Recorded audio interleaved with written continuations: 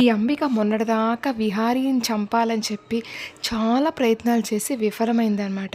ఇప్పుడు లక్ష్మిని చంపాలని అయితే ప్రయత్నం అయితే చేసేసిందనమాట.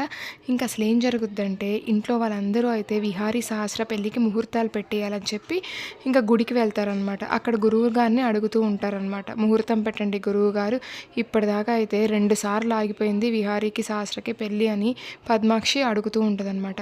వృధా ప్రయత్నం అమ్మా, అసలు విహారీకి సహస్రకైతే పెళ్ళే జరగదు, వాళ్ళిద్దరికి ముడిపడదు అని చెప్పి చెప్తాడనమాట. ఇంకా వెంటనే పద్మాక్షి సహస్ర కోపం వస్తుందన్నమాట. మీరు కావాలని చెప్తున్నారు డబ్బుల కోసం, మేమైతే మీకన్నా పెద్ద గురువు గారి దగ్గరికి వెళ్ళి ముహూర్తం పెట్టించుకొస్తామని చెప్పి అక్కడి నుంచి అయితే అందరు వెళ్ళిపోతారనమాట. ఇంకా లక్ష్మి అయితే ఇంకో పక్క ఇంట్లో నుంచి బయటికి వస్తూ ఉంటే అంబిక లక్ష్మిని అయితే అడ్డగించి, ఏ లక్ష్మి నాకెందుకే ఆఫీస్లో డబ్బులు ఇవ్వద్దన్నావంట అని అయితే అడుగుతూ ఉంటే, నేనేమీ చెప్పలేదు ఇవ్వద్దని, ఇది విహారీ గారు ఆర్డర్స్ అని అయితే లక్ష్మి అంటూ ఉంటుందన్నమాట. అయినా విహారీ అలా ఎందుకు చెప్తాడు, నువ్వే కావాలని చెప్పుంటావు నాకు డబ్బులు ఇవ్వద్దని అని అంబిక మళ్ళీ అంటుందన్నమాట.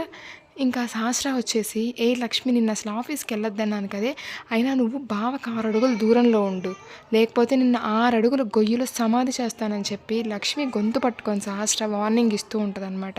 ఇంకా పాపం లక్ష్మి చేసేదేం లేక బాధపడుతూ అక్కడి నుంచి అయితే బయటికి వెళ్ళిపోద్ది అనమాట రోడ్డు మీదకి. ఇంకో పక్క ఈ అంబికకు ఫుల్గా కోపం వస్తుందన్నమాట. డబ్బులు రాకుండా లక్ష్మి ఆపేసింది అనుకొని ఇంకైతే ఒకరికి కాల్ చేస్తుంట, ఏ రెడీగా ఉండండి, ఆ అమ్మాయి అయితే ఇవాళ ఎట్టి పరిస్థితుల్లో చచ్చిపోవాల్సిందే అని అయితే చెప్తూ ఉంటుందన్నమాట.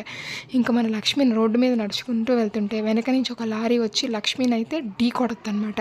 అప్పుడు లక్ష్మి అయితే వెళ్ళి పక్కనున్న రాయి మీద పడిద్ది. ఇంకా లక్ష్మి తలలో నుంచి అయితే ఫుల్గా బ్లడ్ కారుతూ ఉంటుందన్నమాట. ఇంకా లక్ష్మి స్పృహ కోల్పోయి అక్కడ పడి ఉంటుంది.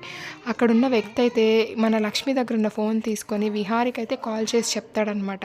ఇంకా విహారి కంగారు పడుతూ వస్తూ ఉంటాడు. ఏం జరుగుతుందో చూద్దాం. Thank you.